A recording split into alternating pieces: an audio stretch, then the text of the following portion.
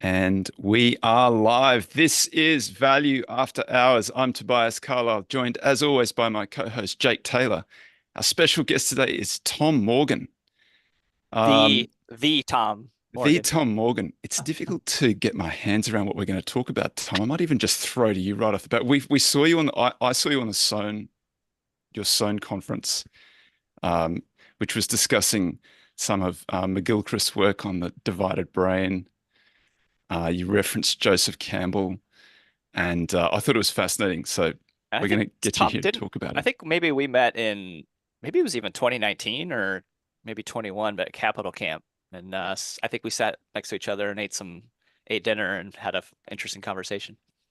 I think that was like my full-blown like McGilchrist evangelical phase as well, where It was I was like, "Have you heard the word of the Lord?" And yeah. like, sit people down and like run them through it, even if they didn't ask me any questions. So yeah, you probably heard it back then as well. I think that might be right. Maybe Uh, that's why I found it interesting. you'll be the first. Uh, but yeah, no, sorry, carry on. Let's talk about what did McGilchrist is a researcher in he's a psychiatrist, I think. He, it's actually in itself, it's quite an interesting story. So he was, I mean, the guy's obviously a genius. He was invited to All Souls at Oxford 3 times, which is you only usually get invited if you're like unusually top of your year, and they basically give you like patronage to go and do whatever you want for a certain number of years. And he got it 3 times, but he started at Oxford in humanities, and then basically like looked at criticism where it was like when we were all taught like humanities at school, it was like, all right, tear apart Moby Dick and write about 19th century whaling in 3 pages, single space. And it was like, it was never about understanding the whole of anything.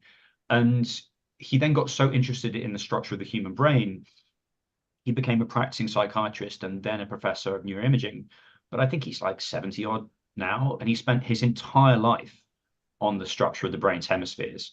And like the moment you say that, and someone comes out of the woodwork on the internet every single time I tweet about it, basically going, "Oh, that stuff's debunked," or there's no evidence for it, and I'm like, okay. And like his second book, as we were talking about before we came on, The Matter with Things, it's the best book I've ever read, but it's 1,500 pages. But there's 7,000, 6,000 footnotes, like going back to studies, and 180-page bibliography. So like you cannot throw this is like literally not lightweight in any sense. And there's actually a lot of experimental data because people with very bad epilepsy get their corpus callosum severed, and people with bad strokes, people with damage through accidents. Like it's actually quite easy to know what the difference is between the two hemispheres of the brain are in a way that's empirically testable. He takes it to like wildly philosophical directions, but the actual like Yeah. experience of testing the stuff, I think, is quite straightforward. It's It's a just not very well control understood. group to test. Yeah, Yeah. yeah. What is his thesis? What is his idea? Boil 1,500 pages down into like 8 words. I had to do it 5 minutes for Sewn, and my tiny little brain was dribbling out of my ears after like 3 weeks of that. It's a conclusion of world-changing importance for me, which is essentially we are imbalanced towards the brain's left hemisphere. So like his first book, well, not his first book, but the predecessor was called The Master and His Emissary, which is that the left hemisphere should be the emissary and the right hemisphere should be the master. And the very simplistic differences between the two is that the left hemisphere tends to be very narrowly focused, linear, logical, and highly verbal. Uh, I like to think of it in my own life as the voice in my head, like my internal monologue. And then the right hemisphere is much more holistic, emotional, somatic, but highly nonverbal. Like in most people, in myself, it doesn't speak at all. And so you have this the way I look at it is like for the last 200 years, we've gone up into our heads, right? We use our heads for most of our jobs. Most of our lives are lived in kind of digital abstractions or in books. And then we've also married other people who tend to be quite head centric. And one of McGilchrist's chilling observations is that autism and schizophrenia, in his opinion, are both left hemisphere lock, and neither of them really existed 200 years ago. There are accounts of every single mental dysfunction apart from those two. And he's like, we're just gradually getting more and more directed towards the left hemisphere. And I think that like the example I give when people ask me is what does a really stupid example of what is an example of the left hemisphere being dumb while thinking it's being intelligent? And my favorite example is smash sparrows, which is when Chairman Mao was like, all right, so the sparrows are eating all the grain reserves, we're going to kill all the sparrows. They did. And then there was a locust infestation that was so bad it killed 50 million people. And like you're like, haha, isn't that dumb? And then you look at us doing it over and over and over again, including today with the way that we behave towards like engagement algorithms or just making the quarter or like pursuit of nuclear weapons. Like when you optimize for a single variable in a complex adaptive system and you just throw everything else out the window, everything falls apart. And that is an absolutely classic left hemisphere trait. And the other example, and I'll only give two, that really hit me hard was that if in a normal subject you experimentally suppress the brain's left hemisphere for 10 to 15 minutes, they start to see the world as animate. So much more relational than the world we kind of inhabit of like dead atoms. They'll see the sun crossing the sky, like literally giving them energy. And if you do the reverse, which is experimentally suppress the right hemisphere, people start to see other living things as dead. So they'll see other people as like zombies or furniture or machinery. And I think that speaks to the way that we behave towards our environment, the way that we behave towards each other, like the maximum psychopathic, like late stage capitalism of like, I'm just going to lay off 5,000 people because they're just numbers, right? I'm going to kill another 5,000 people because they're just numbers. I'm going to use you as a vector to get what I want because you're just a number. So there are literally thousands of examples in the book, but those are the two that really hit me the hardest. Yeah, that's wild. Is your conjecture that it's a societal problem, or is it that an individual can benefit from understanding that their left brain locked and they're not accessing enough of their right brain? How do you sort of what do you do with that understanding? Yes. Both. Yes. Yes is a short answer. My entire life's work as a result of this has basically to get people to understand that the right hemisphere in McGilchrist's work just has it has a better understanding of the world in almost every different mode of thought. And yet it comes to us emotionally and somatically, which is something that tends to get systematically downgraded in our society because it cannot be rationalized by definition. And the topic of my son talk, I was like, if I only get 5 minutes in front of the world's most left-brained audience, what am I going to do?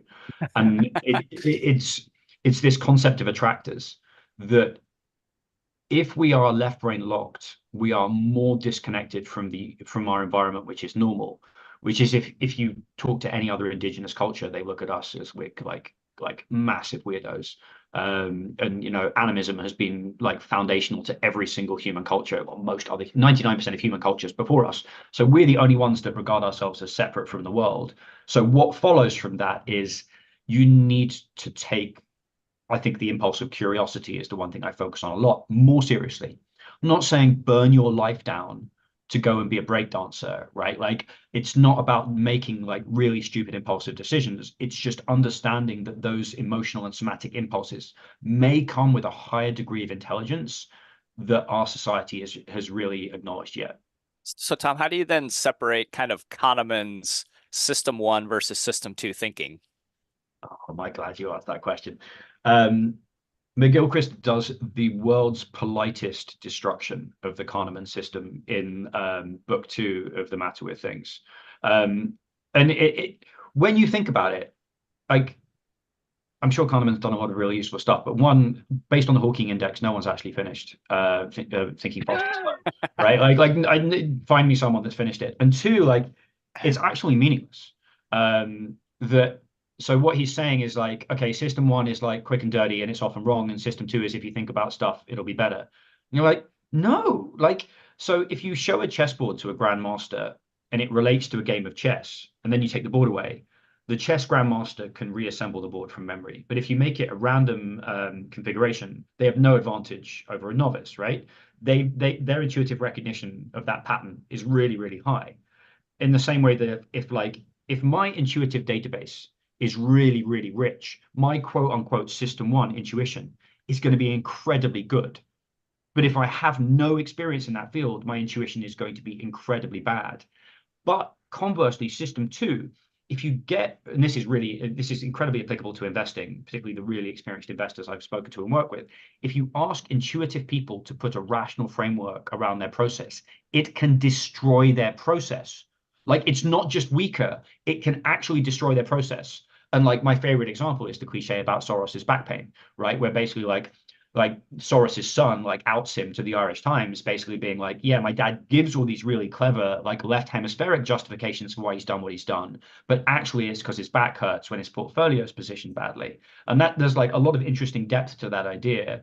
But it's this idea that if you were to construct these rationalizations, they would impair your ability. And I personally think that based on my own experience, McGilchrist is much closer to the truth.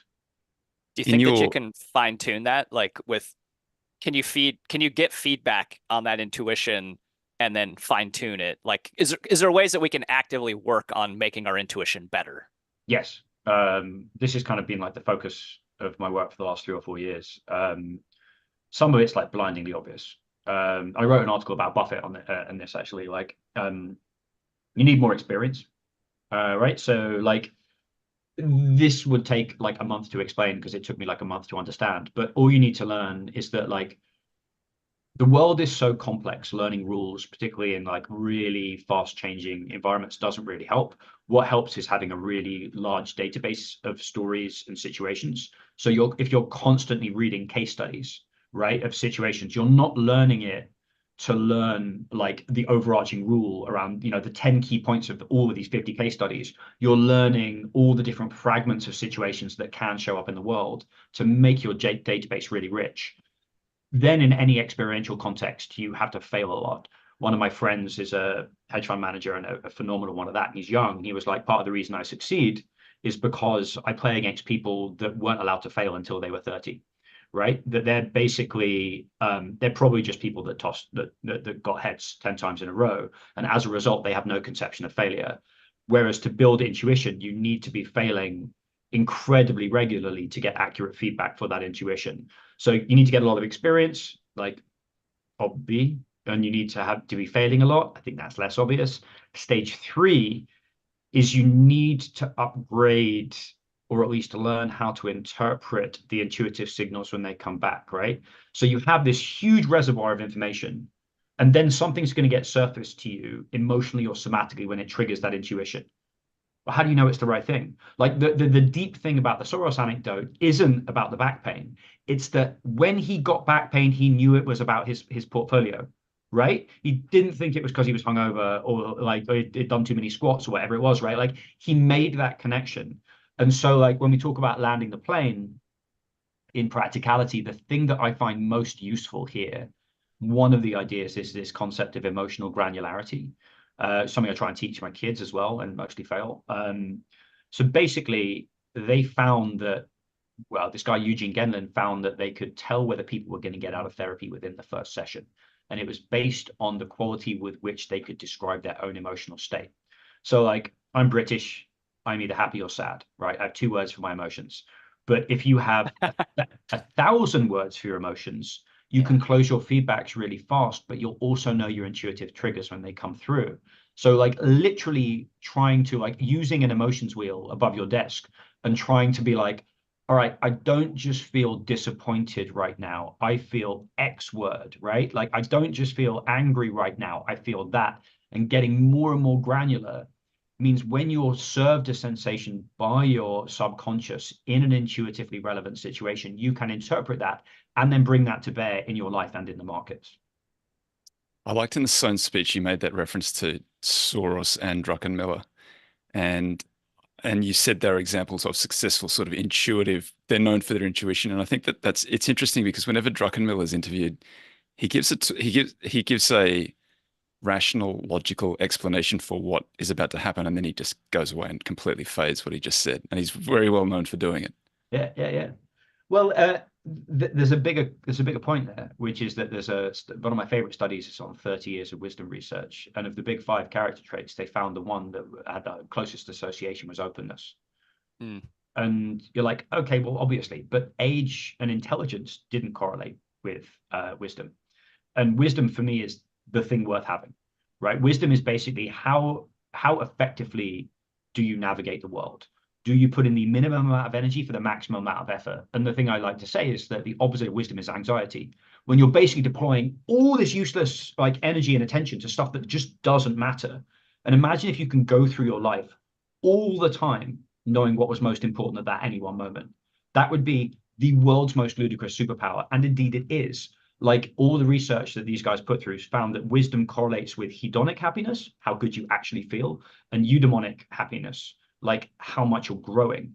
Intelligence is static. When we hit our 20s, it flatlines and then declines for the rest of our lives. And we all know the guys that like the Ivy League dudes that we all work with are like, look at me, I'm really intelligent. Great, it's static. But wisdom never stays static if you're smart about it. But wisdom requires this constant pain and updating of priors and openness. And that's really hard, particularly for intelligent people, because it requires this constant destruction of their mental models and their ego and their public opinions and all of this stuff. And it just seems like Druck is like, yeah, no, I thought that 5 minutes ago. I guess I don't care anymore. And Yeah. like, if there's one trait, like I'm a bad investor. Well, I'm not really an investor because I never really tried because I watched everyone fail in 2008 when I was a few years into the business. And I was like, wait a minute, I'm going to index. But the one trait I've noticed from really good investors and traders is the default assumption that the market's right. Right. That basic openness, right? The default assumption that the market is smarter than them, because the number of exceptionally quote unquote intelligent people that always think they're smarter than the market just burn up, right? They just burn up into like bitter little husks eventually because you just can't fight that. Let me give a shout out and then let's come back and talk about Joseph Campbell. Petah Tikva, Israel, what's happening? Old Ocean, Texas, Brandon, Mississippi, Toronto, Raleigh, Valparaiso, what's up, Mac? Torino, Italy, Santo Domingo, Dominican Republic, Chicago, Chapel Hill, Nashville, Dubai, Bam, Alabama, Durham, Tallahassee, Quebec City, Edinburgh, Jupiter, Florida. Oh, just jumped on me. Savonlinna, Oslo, Havertown, Jamaica. What's up, Monique? You made it. Redmond, Washington, Edmonton, Milwaukee. I think I've got them all. Sound it out. What's Tom, the Joseph Campbell I thought was a very interesting. You quoted Joseph Campbell in your last slide at Sohn, and I love that. He's written quite a few books, and I've read a few of them, but the one that everybody knows is A Hero with a Thousand Faces. How has that influenced you, and what do you take from Joseph Campbell's work? Yeah, I've tried Hero with a Thousand Faces twice, found it unreadable. It's a brutal book, man. But you got through mastering his Hemisphere?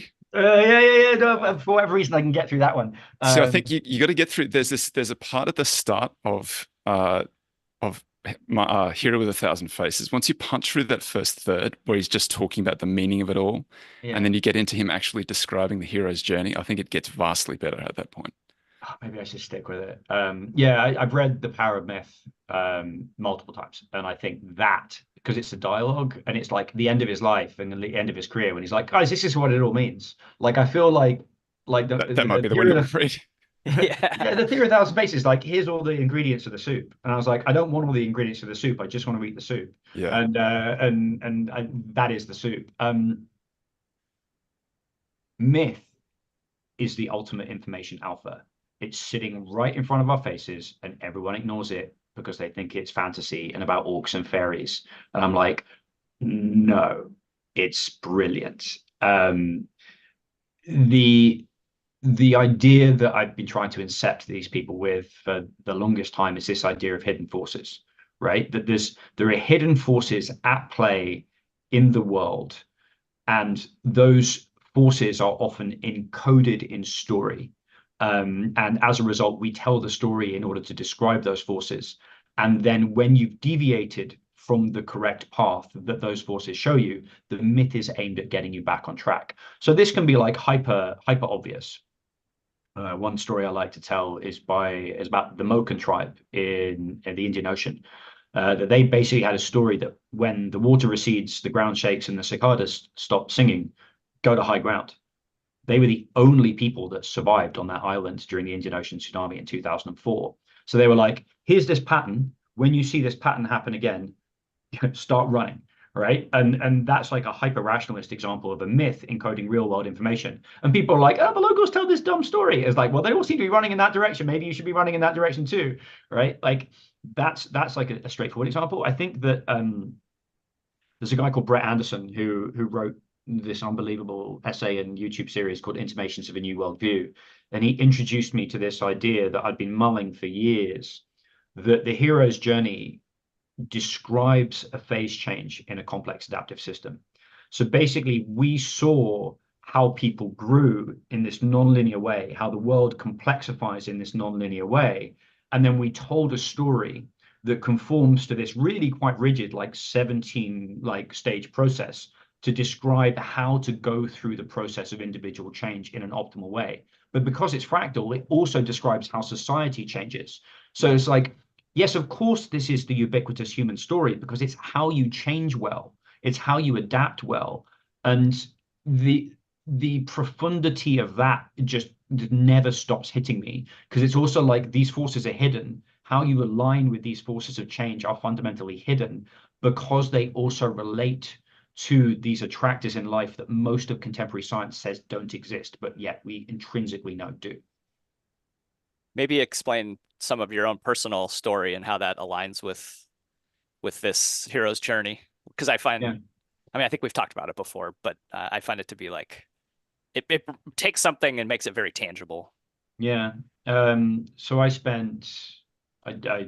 jumped through all the right academic hoops in the UK, fell on my face straight after university because I thought I was very intelligent, lucked my way into Merrill Lynch in 2005, spent about 15 years on the sell side, and enjoyed the first 11, I would say, then just hung around too long, and found myself just less and less interested in finance, and eventually got into like a full-blown crisis, had like a spiritual awakening stroke psychotic break on a trading floor in the end of 2017, and then a dark night of the soul in Manhattan that lasted nearly 3 years. It was absolutely brutal, made every possible mistake imaginable, and then troughed out about a week before the pandemic, and then got myself back into a job.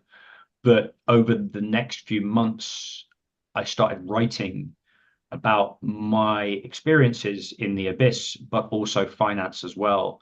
And my former employers, the KCP group that turned into Sapient Capital, were like, this stuff's really crazy interesting. It's insane, but it's interesting. Come write for us and our clients and just find the most interesting people and ideas and connect us to Wall Street and keep us on the pace and go speak to people and go speak at events.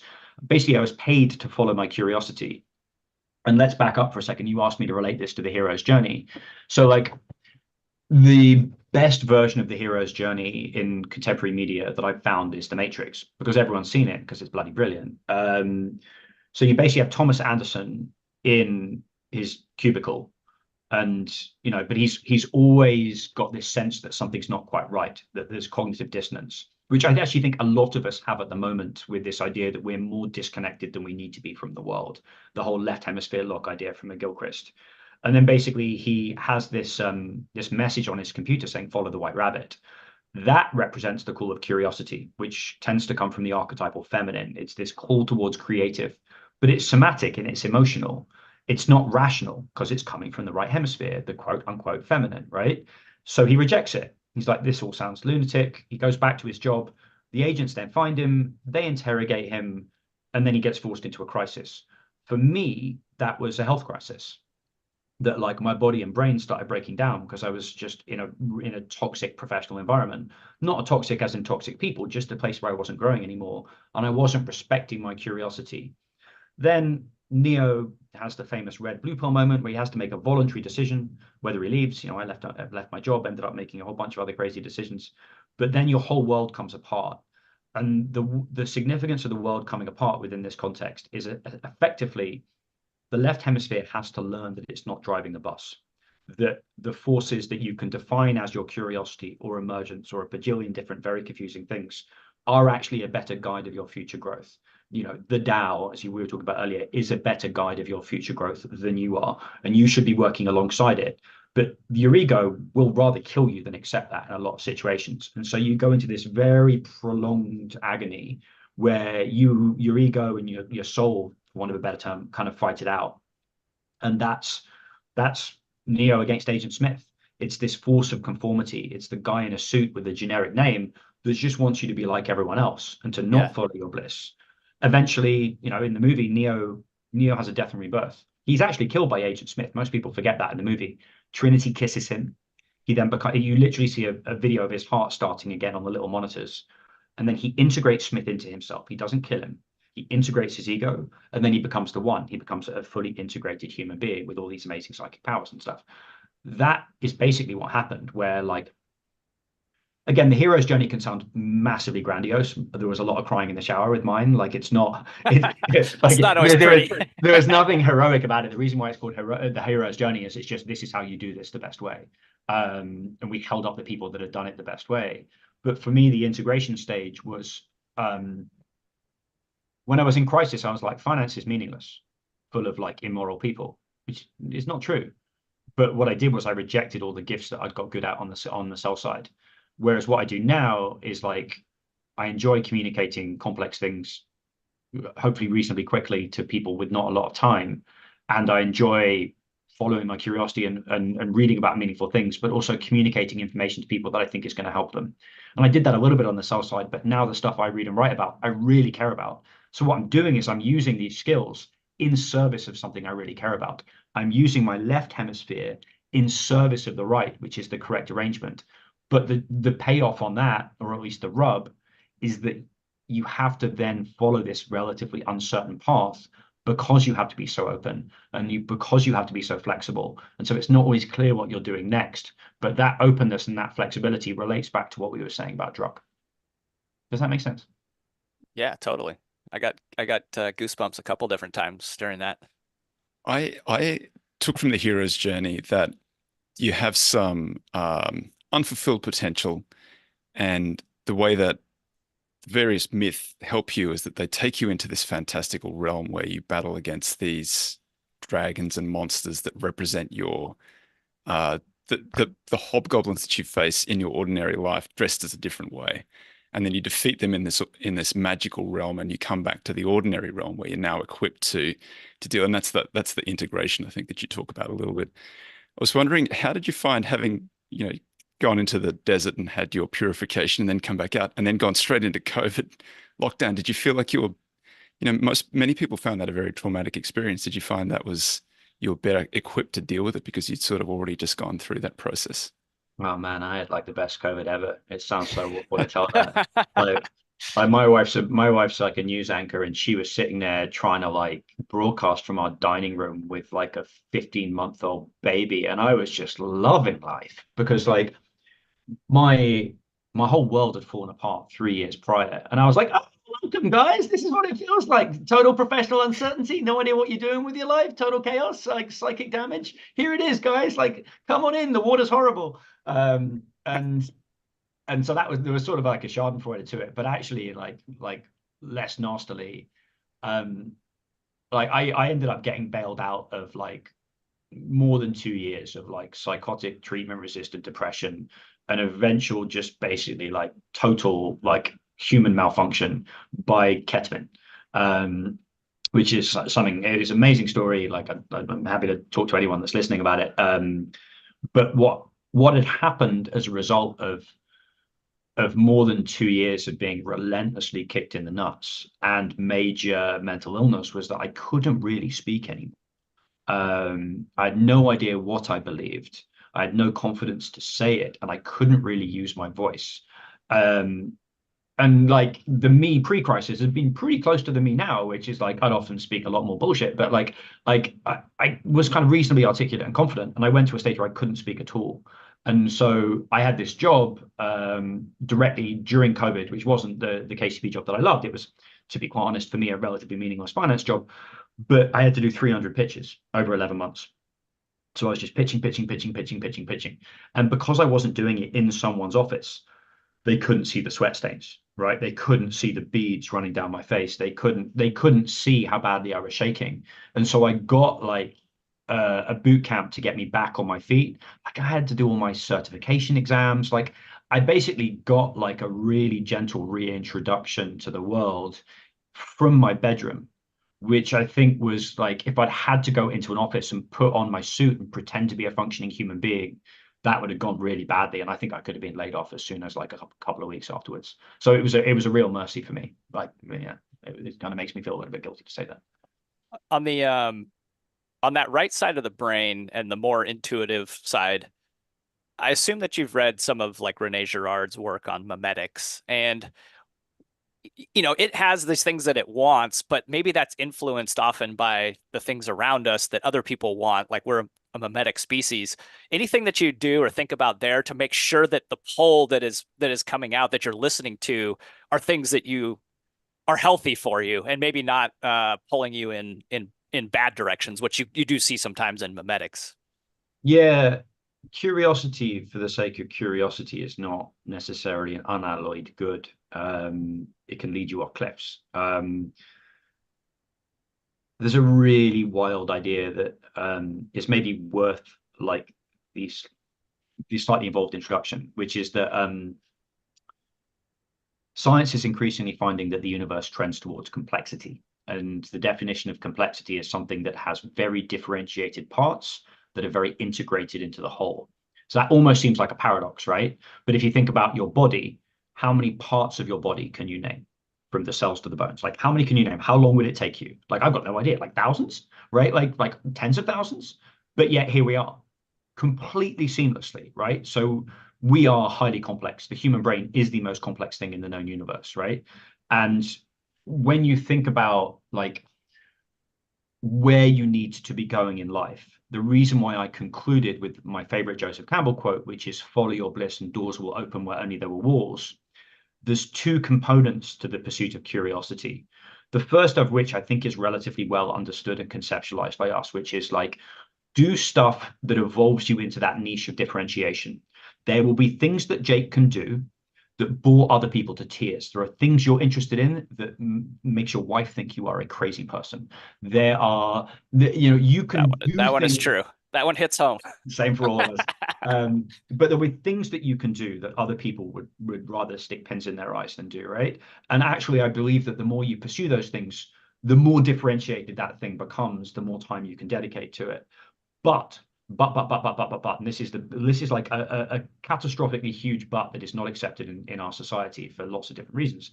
But it's like a lot of people are like, great, that just means I should do whatever puts me in flow, right? Like tennis or like be a drummer or whatever it is, right? Flow for the sake of flow. No, because that ignores the concept of integration, which is that you need to be integrated into your environment. If every cell in our body was like, I'm going to be the most Jake I can be, but wasn't integrated into your body, you'd be like a mush. You'd be like an assemblage of skin and bones, right? So what does that mean? It means you need to be integrated. Well, what does that mean? It means that your environment needs to be providing you feedback that you're moving in the right direction. Now, a lot of people can see that quite instrumentally, like, am I making more money? Am I getting more clicks? I think the biggest sign is synchronicity, which is meaningful coincidence, which is your environment, is reality literally signaling back to you when you're on your flow? That's how you know it's not mimetic, because reality is going, yes, more of that, not just the more money in your bank account, which could be you copying other people. Mm. Tom, usually we do veggies at the top of the hour. JT, you want to serve up some? We're having it's all veggies this episode. We're just gonna interrupt Tom's veggies to do Jake's veggies. Yeah, I feel like mine are going to be kind of they're not going to be as No poignant. pressure. That's No for pressure, damn sure. JT. Actually, you know what though? I'm a little bit proud of this one, so we'll see if everyone agrees or not. All right, so the mantis shrimp. I find it ironic actually that people happen to often love the animal-based veggies the best. Veggies and meat together. It's kind of like the inverse of Beyond Meat, where the vegetables are masquerading as animals. But we'll start with some amazing facts about the mantis shrimp, and they're typically like 4 inches in length, but can be up to 15 inches. They hunt and feed off of fish, crabs, snails, rock oysters, other mollusks. But there are two things that really stand out with the mantis shrimp. It's their eyes and their punch. And the eyes. The shrimp here has the most complex eye in the animal kingdom. And it has the most complex front end of any visual system ever discovered. So if you think about it like this, like humans have relatively simple eyes, and then we use the software of our neurons to make it effective. I actually was thinking about this the other day. We're a little bit more like Tesla, actually, where it's camera based more, and then like they use software to try to like do the self-driving. Whereas like Waymo is more like the Mantis shrimp, which uses beefier hardware. Like they've got all the cameras on there, they've got the LiDAR, all that stuff. And then they use more relatively simple software to solve the problem. So the human eye contains millions of light sensitive cells called rods and cones. And the rods let us see light and motion, and the cones enables us to see color. And so dogs have two types of cones, green and blue. So they can see basically like blue, green, and a little bit of yellow. Humans have three types of cones. And so we can see blue, green, and red, which then also allows us to see red plus yellow, which is orange, and red plus blue, which is purple. Butterflies have five types of cones. So they can see two additional colors that we don't even really have names for, as well as the combinations of those, if, however much gradient you want to include. Now, are you ready for this? How many color receptive cones do you think that the mantis shrimp has? More than the butterfly. More 6. than the butterfly. 10. Put those two numbers together and 16. 16 color receptive cones. So just try to imagine what the rainbow looks like for them. I mean, you can't really. So they can perceive wavelengths of light ranging from deep ultraviolet, which is 300 nanometers, to far red, which is 720 nanometers, and as well as polarized light, which is kind of interesting. Like no one actually knows for sure why they can see polarized light. One hypothesis is that helps them avoid predators like barracudas who have like shimmering scales to distract prey. So if you can like polarize it, like when you look through sunglasses that are polarized, it lets you kind of like see past shimmer. So now the second remarkable thing about the mantis shrimp is its punch. And they have these two raptorial appendages on the front of their bodies that can basically like kind of shoot out, from below. And they accelerate with the same velocity as a bullet from a 22 caliber rifle. In 3/1000ths of a second, it can strike prey with a force of 1,500 newtons. And just to give a little context, 1,000 newtons is the equivalent of force of someone who's 100 kilograms or 220 pounds sitting on your chest. The mantis shrimp's limbs, they move so quickly that the water around them boils, and it's called supercavitation. So when these cavitation bubbles then collapse, it produces a shock wave that can kill or concuss the prey. So it's almost like a second punch that works even if they miss. So there's so much force that tiny bursts of light are emitted, if you can imagine. Imagine being able to punch so hard that you could create light. Now, if underwater, yeah. If a human could accelerate their arm at 1/10 of the speed, you could throw a baseball into orbit. In the mantis shrimp, they basically dismember their prey by smashing them to pieces with these clubs. And in a lifetime, they can have as many as 20 to 30 breeding episodes, which is the same schedule that Toby's on. And so aquariums typically don't house mantis shrimp because they're voracious predators. They basically eat everything that's desirable in a fish tank. And plus, there's also cases of them actually breaking the aquarium glass. And so, I mean, these little guys are basically like little hell raisers. So let's connect this back to the investment world if I can. Last week, we lost a true iconoclast, a man who never wore socks and smoked like a chimney, Jim Simons. And Simons, born 1938, Cambridge, Mass. He's a mathematician, hedge fund manager, and was really renowned for his groundbreaking work in quantitative finance. And he had a math underdegree from MIT. He earned a PhD from UC Berkeley in math in 1961. And he actually worked as a code breaker for NSA and later as a math professor at Stony Brook. So in 1982, he founded Renaissance Technologies, which was a hedge fund. And in 1988, they established the Medallion Fund. And I mean, some of the numbers on this thing have just been absolutely insane, right? Like Simons himself earned over $100 billion, or the fund did in trading profits since 1988.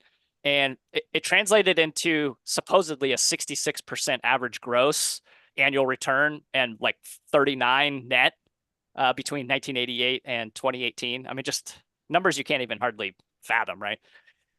So he utilized his expertise in math and he pioneered the use of quantitative models and algorithms to predict trends. And when he passed, he was worth more than $31 billion. And all of it basically scraped off of day trading Dennis, as far as I could tell. I'm kidding, but Simons was a serious philanthropist, and he supported lots of research in mathematics and basic sciences and autism. So let's try to tie these two together, the Jim Simons and the mantis shrimp, if we can. All right, both excellent vision, right? Like the shrimp possesses the most complex visual system. Simons, he said, like, don't run with the pack, do something original. And he was known for his ability to just see patterns and opportunities in financial markets and then take advantage of them. So he was leveraging his superpower, really, of advanced mathematical understanding. Both had powerful, precise strikes, despite their very small size. Of course, Simon said, if you're really fast, maybe you're going to be the winner. And he made really powerful, decisive moves in financial markets with the trading and achieved these high returns through Rentec, but famously constraining the capital, right, and keeping it small to allow for the opportunities. And then adaptability, both of them thrived in various, like the mantis shrimp, it survives in various marine environments, and is very adaptable and resilient. And Simons, over his track record in a career, he obviously was successful across a lot of different market regimes. So lastly, like the mantis shrimp, like you don't want to let Jim into your fish tank. It probably wouldn't take long before he dismembered all the other traders that he was competing with. So that's can the mantis shrimp chain smoke to 86? I think so. I think that checks out. And there's a good question from the crowd here. Does the mantis shrimp think the dress is black, blue, or white gold? I need a definitive answer. Fair. That's a good question. Depends what you're primed with, I think. Good one, JT. I was watching a video about the mantis shrimp with my 5-year-old boy. Did you know that the water is heated to such temperature when they punch that it is the same temperature as the surface of the sun? Wow. That's insane. But there's a connection here that you alluded to, that like one of like the gateway ideas to Crazy Town for me was what neuroscientist David Eagleman calls the umwelt, which is basically like, it's very easy for us to conceptualize that other animals have worse sensory experiences than we do. That like an earthworm has never seen a sunset and will never see a sunset, therefore has no conceptualization of a sunset at all. It's really hard for us to understand that like the mantis shrimp is inhabiting a different, dramatically richer reality in certain facets than we can ever comprehend. And Bob Mercer said that we only trade signals people don't understand, right? When it's sunny in Chicago, grain futures are up X%. When it's rainy, no one knows. No one knows why that is. But like one of Morgan Housel's lines, I think from his brother-in-law, is that all behavior makes sense with enough information. And I think that like that goes back to what I've been talking about, which is that I believe there are hidden forces outside of our sensory umwelt, both in markets, but also in real life, that we can detect and harmonize with. And when we do so, our life goes really well. And people have been talking about these things for thousands upon thousands of years. But one, because we're left hemisphere locked, we can't literally feel them, but also because science can't find them, we deny that they exist. And that is creating a massive crisis, but it's also meaning we're driving ourselves individually into the wall. I'm glad you raised that, Tom, because that was my next question. When you say hidden forces, are they supernatural or are they psychological? Where do they come from? I don't think we know. I think that, so there's a really interesting idea that basically we don't have the right language for any of this stuff, because either you need to be like some deeply woo-woo spiritual person, or it needs to be a scientific term that no one really understands, like emergence, right? I think one way to look at it is the drive towards complexity, which is that if the universe trends towards complexity and we are part of the universe, we have to experience that drive towards complexity somehow. And I believe we experience it through it feeling good, through the pursuit of curiosity feeling good, but also our life working out well within the domain of our environment by the pursuit of curiosity. There's a systems theorist called Ervin Laszlo, who's a serious dude, and he calls this the holotropic attractor, which is this concept of an attractor in our environment that pulls us towards greater complexity and wholeness, that we can inhibit by being too left brain locked or going in the wrong direction, which is what myth tells you what not to do. But like, you'll notice that evolution makes most things that work towards fitness feel good. And the fact is that certain kinds of information feel good in a non like doom scrolly way. The information feels meaningful, the action feels meaningful, and being able to determine what's meaningful from what's pleasurable is very subjective, but that's also something which the emotional granularity can help with. I think there are potentially lots of other like hidden forces. And just as an aside that I can go on to forever, I think that the human heart is central to interpreting those forces, because every single human culture, apart from ours, was like it talks about the human heart as an organ of perception and cognition and truth and direction. And we have all these metaphors in our society, but we still taught that the heart is a pump. So I believe the heart connects to those hidden forces in an extremely literal way. But again, because the left hemisphere gets denigrated, the left hemisphere denigrates the right, we repress those impulses. I think there could be as many external forces as there are colors that the mantis shrimp can see. But the one that's important is the one that you can calibrate towards, which is kind of this bliss and this curiosity that Joseph Campbell was talking about. Do you see any ancient philosophers like the Taoists or the Stoics as sort of tapping into some of this stuff, or are they on the right track, or are they on the wrong track? Taoism, man, they just got it. Like it's really awkward and embarrassing, in my opinion. Because you Looks read like it's been here for so long. yeah, guys, it was right in front of us. And in fairness, like you don't read the Tao Te Ching and you're like, oh, well, that's an operating manual for life. Yeah.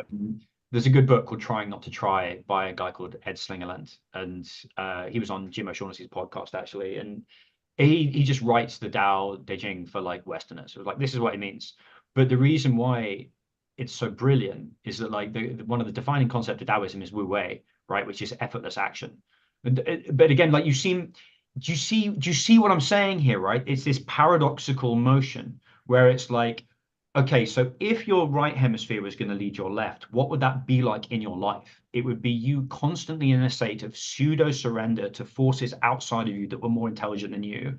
But when you're perfectly aligned with them, it doesn't feel like you're doing very much because it's the holotropic attractor. It's emergence that's doing all the work for you. You just have to work out how to read the signals and calibrate towards those signals, which is why Taoism talks about when you do this, your life actually becomes abundant in the real world.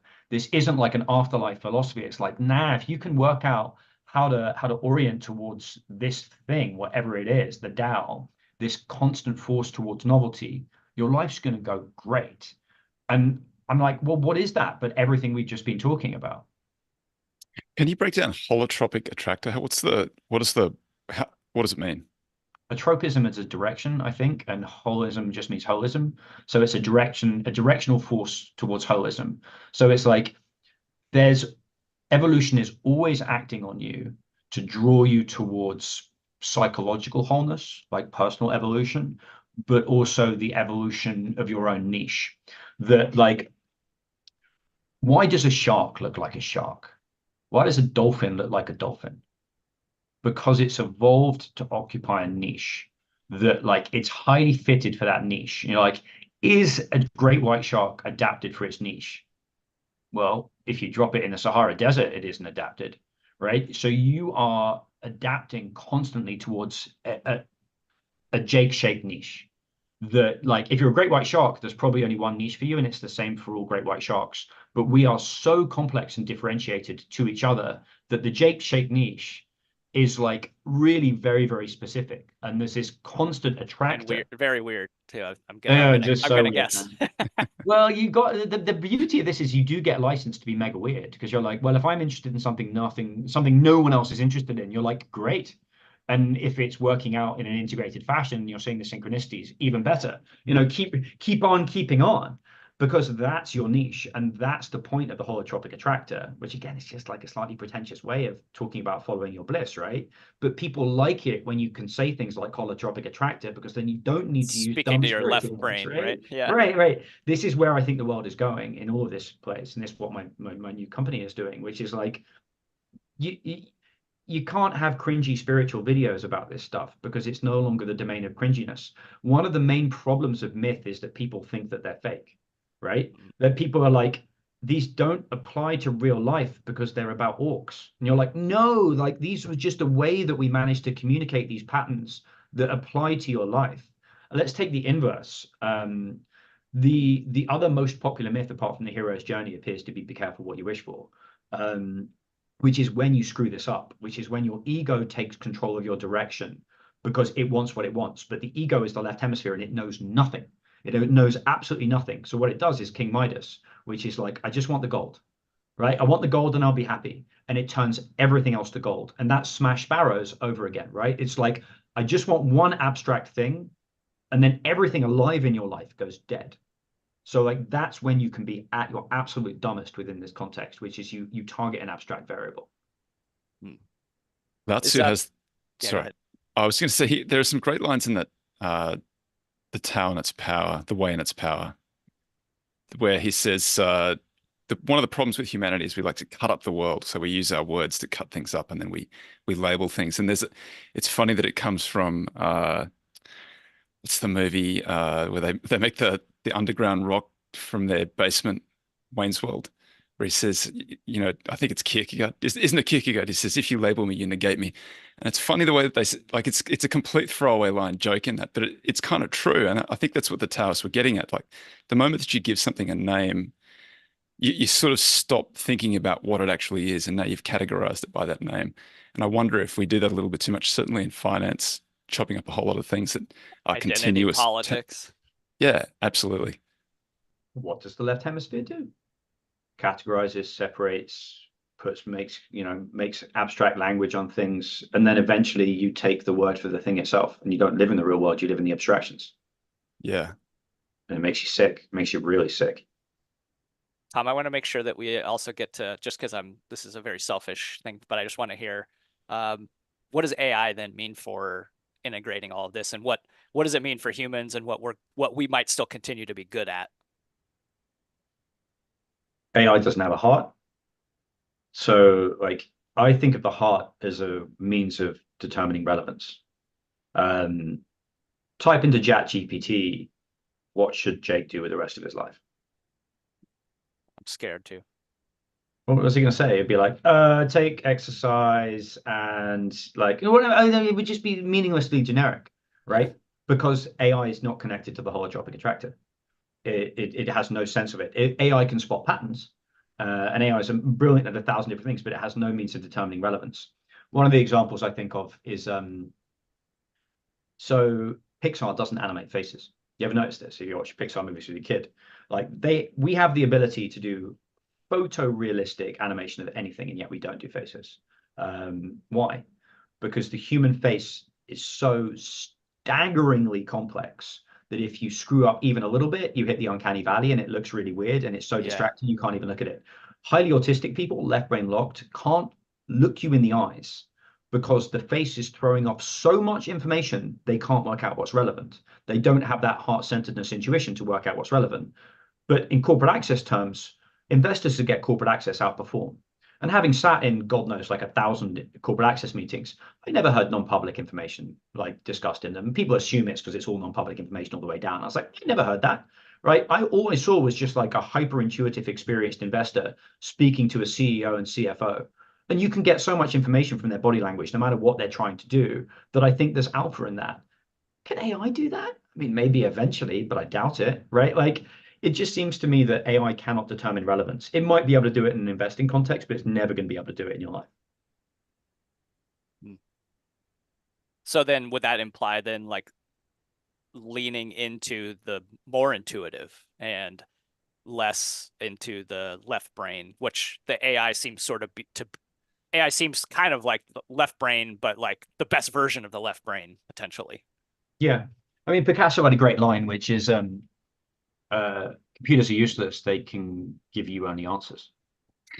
Right. Right. And it's a pretty cool quote. It's a pretty cool quote. That's a great. Because who's typing the prompts in? Yeah. What's the question? How do you know what to Right? ask? And how do you know what to type into Google? And that immediately so that goes back to my Sohn speech, which is like the world is combinatorially explosive. We're so good at doing it, we don't notice it. That we just know what to pay attention to when we walk into a room or when we speak to someone. And like, imagine that superpower getting deactivated for a moment. You'd be jello. You'd be like a blubbering mess. You'd be burnt out like a light bulb. I actually had my senses open one day, and there was so much input Like it just like folded me like a light bulb attached to a nuclear reactor. Like it just absolutely crushed me. And so that's all done intuitively. And so the ability to frame good questions, I I don't see how AI can do that. Again, I don't know what I don't know. And don't people who don't have access to that right side, they end up like it's really hard for them to make decisions. They end up in analysis paralysis, and like even just little things like get bogged down. Like you can't satisfy. Well, it works both ways. The same guy, Brett Anderson, with one of my other favorite dudes, John Bavicki, wrote a good paper that may be oversimplistic, but I found very helpful as a shorthand, which is that full left brain lock is autism, which is basically like if I tell you to go and learn a programming language for 9 hours, you're going to go do it with hyper focus and better than most normal people, right? But if there's a label digging into the back of your neck from your clothes, you can't not focus on that for whatever reason. So you have to be told what to focus on. Your environment, as in someone in your environment, has to be like, you go focus on that. And then you can do it with laser focus. The other end of the spectrum is positive schizotypy, which is where basically everything's hyper relevant, everything seems hyper connected, and you're constantly being distracted by lots of different things and drawing spurious conclusions where they are. So neither of them are at all desirable. And to the Tao, you want to be in the middle. You want to have really broad attention and openness that's leading the show. And then when you found the right thing to focus on it, laser focus, like an apex predator for as long as you need to focus on. And that constant switching is what a really healthy brain looks like. I think it's an interesting the dichotomy between anxiety because you don't know where to focus and wisdom because you've been able to narrow it down. I think that's a very interesting idea. How do you move yourself from anxiety towards wisdom? What's the process? Go When into I the desert, spend 40 days in the desert. when I was mega depressed, I had a spreadsheet with like when I thought I was going to die, based on my life expectancy and like when my money was going to run out and what city I was going to move to, with like all the variables. And that's what the left hemisphere does when it's. I found when it's about to die. Well, it doesn't die when it's about to be reincorporated. A lot of guys at my age, I'm 43, start to get panic attacks about random things they can't control. Right. Like, and it always seems like such a trivial thing, but they start to get increasing panic attacks about it. And what it for me represents is this concept of futile control. And I found that the antidote for me in my real life, and I do live this, is to just the more confusing things get, the more to narrow my time horizon. Easier said than done, right? But like right now, I'm starting my own business and there's a lot of unknown variables. So what do? I focus on tomorrow, right? And I think you can only do that. Well, you can't only do that. It really helps to do that if you have a process that you fundamentally enjoy. So for me, I wake up every day, I write for 3 to 4 hours, I go do Brazilian Jiu-Jitsu in the middle of the day, and then I have meetings structured so that I meet at least 3 to 4 new people a day, and then I go back and write a bit more, do something else, and hang out with my kids, right? So I've got a flow to my day that I could sustain for the rest of my life that's enjoyable, and then I just bring my time horizon back from the future to know that every day, individual day is enjoyable. I think you can't have that time horizon thing if you're not enjoying what you're doing. It's not work for me. It feels like if there's anything that's the problem with modern society, certainly post-pandemic, is this increasing anxiety, increasing isolation. And so is the solution to that? I mean, that doesn't quite towards wisdom. I don't know how you cross that chasm, but maybe it's just you're saying integrate with, speak to more people, get out in the world more is a way of at least conquering the anxiety side of it or the isolation side of it.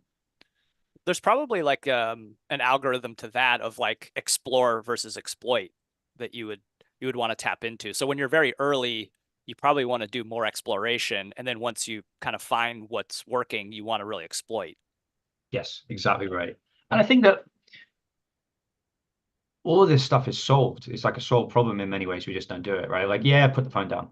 But I think you've got to work with what you've got, which is that like, why are we all talking right now? Jake and I talked because we met in real life and then we met digitally, right? Like I've cultivated, my wife doesn't give two hoots about anything I talk about. And that was very alienating for a long time during COVID when it was just the two of us in a room. And then I started being mega turbo weird online. And I've now got like 20 like good in real life friends that all would just want to spend hours talking about the batshit stuff that I talk about right now, right? Like, and so I found my tribe online using technology, which I think is a very important caveat.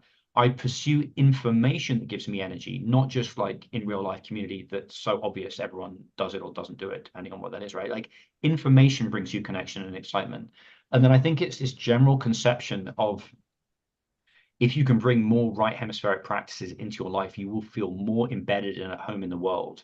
And that just brings you a sense of intrinsic well-being. That like I think that if you have to pick one word, like literally, if you go through every single thing that's problematic in our world right now and you just apply the word disconnection to it, you win. Environmental disconnection, we're killing it. Like personal disconnection, we're killing it. Political disconnection and polarization, we're killing it, right? Like institutional disconnection. Every single problem we have is disconnection. And the fundamental nature of the left hemisphere is disconnected. Is it causal? I don't know. Is it a symptom? I don't know, right? Like, but that's the problem. And so to the extent that you can resolve connection in every single one of these, you can resolve that problem. That's fascinating stuff. And we've come right up on time. I think that's a good note to leave it on.